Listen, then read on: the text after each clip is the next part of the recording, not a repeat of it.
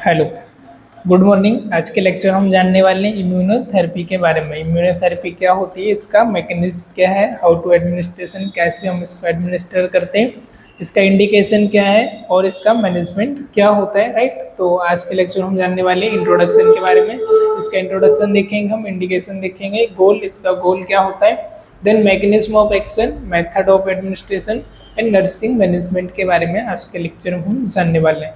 तो इम्यूनोथेरेपी होता है क्या है, हम सबसे पहले इसके बारे में जान लेते हैं।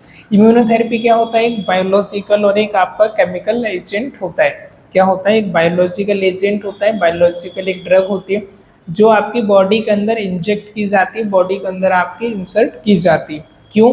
क्योंकि आपका जो इम्यून रिस्पॉन्स है उसको सप्रेस करने के लिए, उसको मिनिमाइज करने के लिए, या फिर उसको एक्टिवेट करने के लिए, या फिर वापस से उसको रिस्टोर करने के लिए, राइट।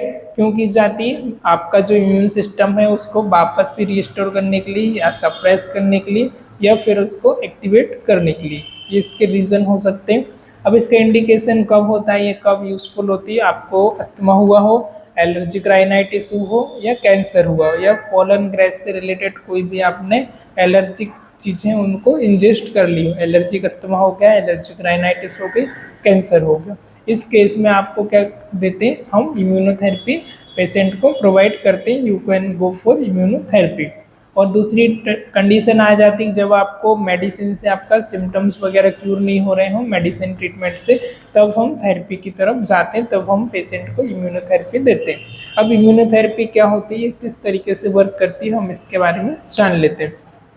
तो जैसा कि मैंने बताया, एक बायोलॉजिकल एजेंट होता है, एक बायोलॉजिकल आपका केमिकल होता है जो आपकी बॉडी के अंदर इंट्रोड्यूस की जाती है, बॉडी के अंदर आपको इंट्रोड्यूस करते हैं, जिससे कि ये क्या करती है, आपकी आईजी को क्या करती है, एक्टिवेट करती है और रिस्टोर करती है आपका इम्यून सिस्टम को। जैसे कि कैंसर हो गया, अदर डिसीज हो गए, इनसे फाइट करने में हेल्प करती है, राइट। तो और दूसरी चीज़ क्या होती है, जो इनका एलर्जेंस, उनका जो सेंसिटाइजेशन है, उनको क्या करती है, वापस से डिसेंसिटाइज करती है। डिसेंसिटाइजेशन मीन्स कि उनका जो एक्शन है, जो उनकी सेंसिटिविटी है, उसको वापस से कम करना, उसको डिस्ट्रॉय करना, उसको डीएक्टिवेट करना या मिनिमाइज करना, ये हो गया डिसेंसिटाइजेशन। किसको? जो एलर्जेंस होते हैं उनको डिसेंसिटाइज करना। स्पेशली किस पे ये प्राइमरी इसका जो होता है, प्राइमरली यूज ट्रीटमेंट किस में यूज होता है आपका, ये आईजी मेडिएटेड डिसीज में। ऐसी डिसीज जो आईजी मेडिएटेड डिसीज होती है, प्राइमरी इसका यूज होता है इम्यूनोथेरेपी का उसमें, राइट। तो हम इसको समझ लेते हैं। क्या होता है ये कि बायोलॉजिकल थेरेपी है first one, treatment of disease, जिसमें हम ट्रीटमेंट करते हैं डिसीज का। कैसे करते हैं? एक्टिवेटिंग और सप्रेसिंग द इम्यून सिस्टम। जो आपका इम्यून सिस्टम होता है उसको या तो सप्रेस करके, या एक्टिवेट करके, या वापस से रिस्टोर करके, राइट। इसमें से कोई भी टर्म हो सकती। Use of the biological agent to activate, boost और रिस्टोर। बायोलॉजिकल एजेंट का इसमें हम यूज़ करते हैं, जिसमें क्या करते हैं, आपका इम्यून सिस्टम को एक्टिवेट करते हैं, बूस्ट करते हैं या रिस्टोर करते हैं। क्यों? The ability of the immune system to fight, ताकि वो वापस से आपके कैंसर हो गया, अस्थमा हो गया, या एलर्जिक राइनाइटिस हो गई, या कोई भी इन्फेक्शियस डिसीज हो गई, उससे वो वापस से फाइट कर सके। या वो ओवर रिएक्ट कर रहा है तो उसके एक्शन को, एलर्जेंस के एक्शन को, मेडिएटर सेल्स को वापस से सप्रेस करना, राइट।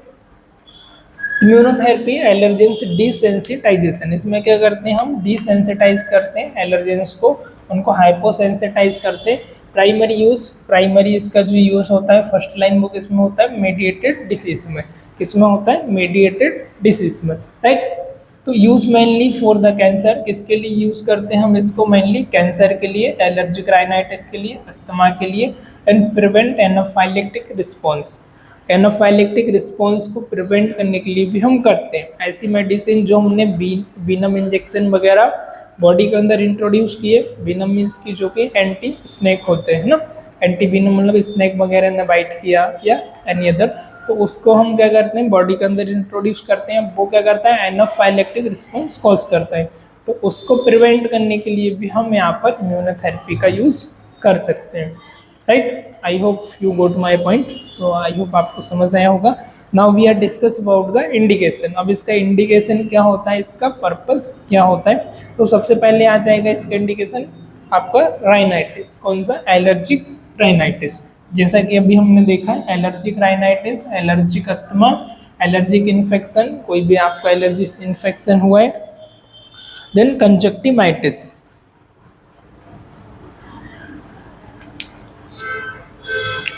कंजक्टिवाइटिस,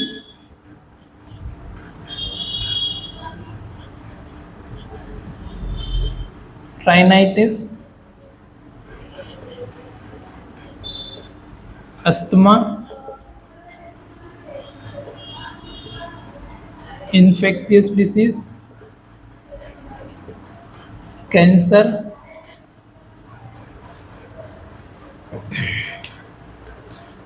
और symptom not control by medicine, symptom not control by medicine, right. तो इसका इंडिकेशन क्या है, हम इसको कब कब यूज कर सकते हैं? फर्स्ट हम कर सकते हैं कंजक्टिवाइटिस में, सेकंड राइनाइटिस में, थर्ड कर सकते हैं अस्थमा के केस में, एनी इन्फेक्शियस डिसीज में, जैसे कि कैंसर में भी आप यूज कर सकते हो। और ऐसे सिम्टम जो कि आपको मेडिसिन से ट्रीटमेंट नहीं हो रहे हो, किससे, आपका मेडिसिन से वो ट्रीट नहीं हो पा रहे हैं, क्यूर नहीं हो पा रहे हो, अनकंट्रोल सिस्टम हो, तब भी आप इम्यूनोथेरेपी का यूज कर सकते हो। तो it's all about immunotherapy. Now we are learn about the goal of immunotherapy. Immunotherapy का क्या गोल होता है उसके बारे में अभी हम जानने वाले हैं। Reduce the level of circulating IG, पहले क्या करता है, आईजी के लेवल को रिड्यूस करता है, आईजी के लेवल को कम करता है। रिड्यूस सर्कुलेटिंग आईजी लेवल, ठीक है, फर्स्ट हो गया। सेकंड इसका क्या गोल होता है, increasing the level of blocking antibody, increase level of blocking antibody. दूसरा इसका क्या रोल होता है, क्या इसका गोल होता है, increasing the level of blocking IG, है ना। तो फर्स्ट हमने क्या बताया, reduce the level of IG, आपका जो आईजी का लेवल है उसको क्या करता है, रिड्यूस कर देता है। और आपके आईजी के लेवल को रिड्यूस कर दिया तो आपको जो इन्फ्लेमेटरी रिस्पॉन्स है, वो आपको रिएक्शन है बॉडी पे, सिम्टम वो ऑब्वियसली बात है कि कम हो जाएगा, राइट। और दूसरा ये क्या करता है, increasing the level of blocking antibody IG, increase करता है आपके लेवल को जो कि ब्लॉक करते हैं आपके एंटीबॉडीज को, एंटीबॉडीज को आईजी को उसने ब्लॉक कर दिया, इनका लेवल क्या क्या इंक्रीज कर दिया। तो इंक्रीज करने की वजह से जो आपके एलर्जेंस है उनका ब्लॉक कर दिया, ब्लॉक करने की वजह से आपको ऑब्वियसली बात है कि सिम्टम जो भी थे वो आपको डिसअपियर धीरे धीरे करके हो जाएंगे। दूसरा क्या करता है, reducing mediator cell sensitivity, reducing mediator cell sensitivity, जो आपके मेडिएटर सेल्स होते हैं उनकी जो सेंसिटिविटी है उसको भी क्या करता है, रिड्यूस कर देता है। जो मेडिएटर सेल्स का काम होता है आपको इम्यून रिस्पॉन्स से आपकी बॉडी पे जो अपेयर होते हैं, आपके पेचेस हो गए, रेडनेस हो गई, स्वेलिंग हो गया, एरिथमा हो गया, और आपका तो ये सबको क्या करता है, तो वो रिड्यूस कर देगा। रिड्यूस किया तो आपका जो कौन सा मेडिएटर सेल्स का जो एक्शन है वो कम हो जाएगा, राइट। तो इस तरीके से इसका वर्क होता है। दूसरा एक इस पे इम्यूनोथेरेपी इफेक्टिव होता है आपका, जैसे पोलन ग्रेस हो गया, उसके बाद हो गया आपका pollen tree, cat dander and house dust and mite, किसमें, जिसकी वजह से आपका एलर्जी होता है। जैसे पोलन ग्रेस हो गया, जैसे जो फार्मर वगैरह रहते हैं, फार्मिंग करते हैं, हार्वेस्टिंग करते हैं, जैसे गेहूँ की कटाई होती तो उससे डस्ट पार्टिकल्स वगैरह रिलीज होते हैं, वो डायरेक्ट आपके रेस्पिरेटरी ट्रैक में जाते हैं, जिससे अस्थमा होता है। तो उसको भी रिड्यूस करने के लिए हमें थेरेपी का यूज़ कर सकते हैं। फिर पोलन ट्री, जो कुछ ट्री होते हैं जिनसे भी आपको डस्ट पार्टिकल, फाइबर, पोलन वगैरह निकलते हैं। फिर हाउस से रिलेटेड डस्ट हो गई, माइट्स वगैरह हो गई, जो लेबर रहते हैं ना, हाउस कीपिंग वगैरह का काम करते हैं, तो उसके लिए भी हम इसको यूज़ कर सकते हैं। अब इसका मैकेनिज्म ऑफ एक्शन देखेंगे तो आईजी जो इम्यूनोग्लोबिन लेवल होता है, जब भी आपको कोई भी एलर्जी होती है, कोई भी पेशेंट है जिसको एलर्जी हुई है, तो एलर्जी की वजह से क्या होता है, आपका इम्यूनोग्लोबिन लेवल वो एलिवेटेड हो जाता है, वो इंक्रीज हो जाता है। एंड आईजी एंटीबॉडी क्या करते हैं, कंबाइन करते हैं एलर्जेंस के साथ, है ना। आईजी एंटीबॉडी क्या करेंगे, कंबाइन करेंगे एलर्जेंस के साथ और प्रोड्यूस करेंगे किसका, हिस्टामाइन का। और हिस्टामाइन का प्रोड्यूस किया तो फिर बॉडी पर आपके पेचेस, रेडनेस, इन्फ्लेमेशन, स्वेलिंग, ये सारी चीज़ें आपको देखने को मिलती है। तो इस तरीके से ये इसका वर्क होता है। अब ये क्या करता है, हमने इम्यूनोथेरेपी दिया, इम्यूनोथेरेपी क्या करता है, combine with immuno IG globin के साथ कंबाइन करता है। और अदर क्या करता है, binding with IgE allergens reactivate site interfere with allergens binding mast cells IG and preventing mast cells granulation। क्या करता है, आईजी के साथ बाइंड करता है और जो मास्ट सेल्स होते हैं उनके साथ बाइंड करता है। अब उनके साथ बाइंड कर लिया तो उनका जो डीग्रेन्युलेशन का था, मल्टीप्लिकेशन का प्रोसेस था, उसको क्या कर दिया, सप्रेस कर दिया। अब उसको इन्होंने क्या किया, सप्रेस कर दिया। तो इसकी वजह से क्या होगा, रिड्यूस और नंबर रिएक्शन, उनका जो नंबर ऑफ रिएक्शन था वो रिड्यूस हो गया, वो कम हो गया। और दूसरा क्या होगा, level inflammatory, reduce the level of IG and allergen specific T cell suppress. दूसरा क्या करता है, आपका जो आईजी का लेवल है और स्पेसिफिक जो टी सेल्स आते हैं जो आपको इन्फ्लेमेशन, स्वेलिंग, रेडनेस कॉज करते हैं, उसको भी क्या करता है, सप्रेस करता है। बाइंड करने के बाद आप सप्रेस किया तो develop individual receiving immunity, right. तो इस तरीके से इसका मैकेनिज्म ऑफ एक्शन होता है। सबसे पहले ये क्या करता है, आपका इम्यूनोग्लोबिन के साथ बाइंड करता है, आईजी के साथ आपके बाइंड करता है। बाइंड करने के बाद जो आपके मेस्ट सेल्स रहते हैं उनके साथ बाउंड करता है, प्रिवेंट करता है मेस्ट सेल का डीग्रेन्युलेशन होने से। और डीग्रेन्युलेशन होने की वजह से क्या करता है, रिड्यूस उसका जो रिएक्शन उसको रिड्यूस करता है, स्पेशली टी सेल्स का, और आपके आईजी के लेवल को सप्रेस कर देती है। अब मेथड ऑफ एडमिनिस्ट्रेशन, अब हम इसको कैसे पेशेंट के अंदर एडमिनिस्ट्रेशन कर सकते हैं, कैसे हम पेशेंट को दे सकते हैं, उसके बारे में हम जान लेते हैं। तो it involve the subcutaneous injection, आपका सबक्यूटेनियस इंजेक्शन आता है। टाइट्रेटेड अमाउंट एलर्जेंस एक्सट्रैक्ट, दूसरा क्या आता है, titrated amount of allergens extract on the basis of skin testing. आप इसको स्किन टेस्टिंग के बेसिस पर आप फर्स्ट आप हाइपर सेंसिटिविटी रिएक्शन चेक करके आप दे सकते हो, और स्किन के बेसिस पर आप इसको बाई वीकली दे सकते हो और वीकली दे सकते हो। बाई वीकली मीन्स आप वीक में 2 बार दे सकते हो या वीक में आप 1 बार इस थेरेपी को इंट्रोड्यूस कर सकते हो, एज पर पेशेंट की कंडीशन, एज पर रिक्वायरमेंट के हिसाब से। The dose is small at the first and increase slowly until the maximum tolerance is attained। First में आपको डोज कम देना है, यदि पेशेंट उसको टॉलरेट कर रहा है, अटेंड कर रहा है, धीरे धीरे करके आप उसको इंक्रीज कर सकते हो, पर पहले आपको कम से ही स्टार्ट करना है। Generally it take 1 to 2 year of immunotherapy. बाप रे, कितना 1 से 2 ईयर इसमें लगता है आपका इम्यूनोथेरेपी के प्रोसेस में, कितना 1 to 2 ईयर जनरली। और it may be continue 5 year, 1% of patient में हैव एनाफाइलेक्टिक रिएक्शन। यदि आप 5 ईयर 5 साल तक आप इसको कंटिन्यू करते हो तो 1% पेशेंट में चांस होते हैं उनमें हाइपर सेंसिटिविटी रिएक्शन भी हो सकती है, right. Sorry, anaphylactic reaction.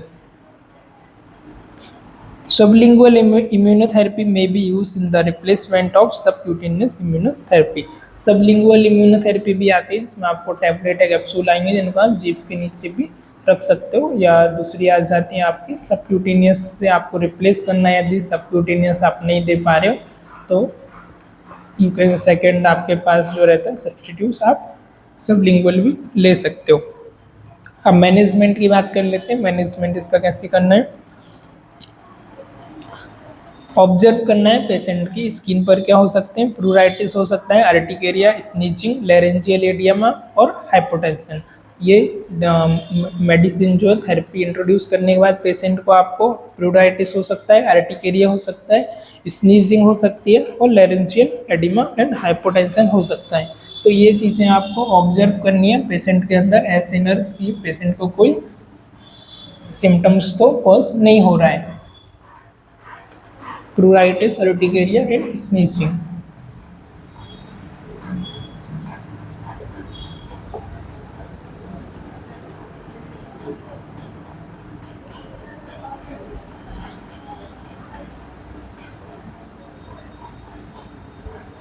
Urticaria, sneezing, laryngeal edema and hypotension.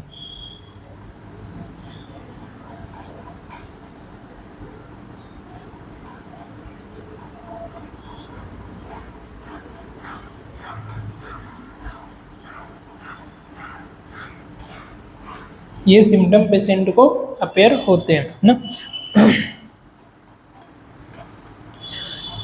दूसरा क्या करना है, इमरजेंसी मेजर्स जो भी है आपको आपके पास में पहले से रेडी करके रखना है। यदि पेशेंट एनाफाइलेक्टिक शॉक में जाता है तो आपके पास सब इक्विपमेंट पास में होना चाहिए ना, इमरजेंसी कंडीशन के लिए, क्योंकि आपको इमरजेंसी को हैंडल करना है। तो एनाफाइलेक्टिक रिएक्शन में भी पेशेंट जा सकता है आपका थेरेपी देने के बाद, तो ये आपको ये रेडी करके रखना है। Then prior administration of injection, carefully check the patients and injection vial amount, doses and injection reported adverse reaction. Injection देने के पहले आपको केयरफुली चेक करना है पेशेंट के नाम से, वाइल से इंजेक्शन आप कितना दे रहे हो, कितना ml दे रहे हो, कितना mg का देना है, कितना अमाउंट देना है, और उसके बाद जो एडवर्स रिएक्शन हो रही उनको भी आपको ऑब्जर्व करना है, right. Administer allergic extract away from the joint and rotate the site of injection. आपको अवे फ्रॉम द ज्वाइंट से आपको दूर देना है, कभी भी आपको ज्वाइंट के पास नहीं देना है। और साइट को आप रोटेट करके चेक कर सकते हो, अल्टरनेट आप दे सकते हो, कभी आपने इस तरफ दिया तो कभी आप उस साइड में ये साइट चेंज करके आप इंट्रोड्यूस कर सकते हो। एक ही सेम जगह पर आपको बार बार रिपीटेड नहीं करना है।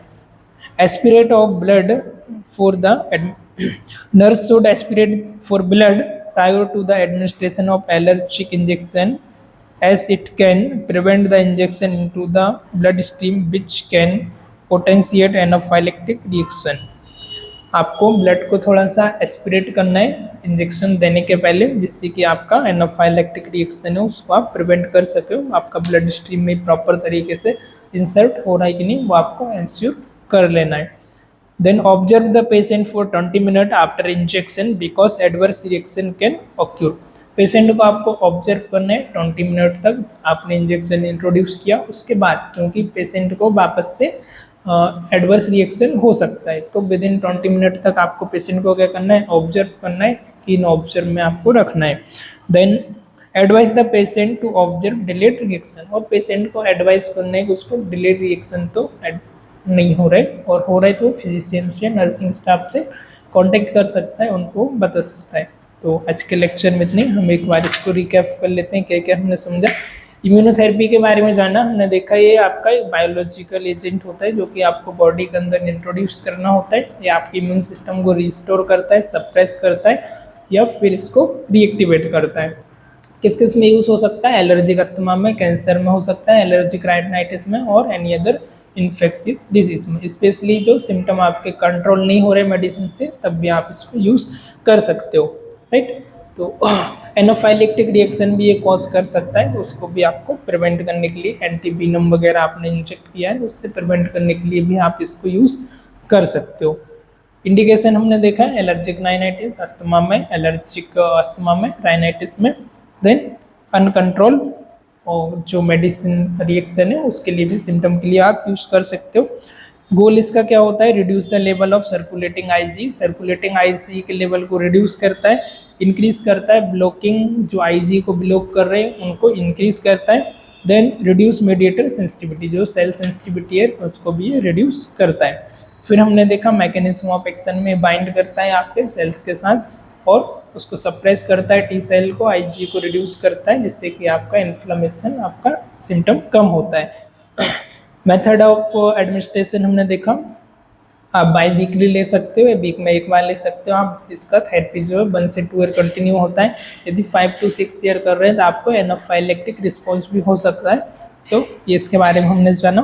नर्सिंग मैनेजमेंट के बारे में हमने फाइनली समझा।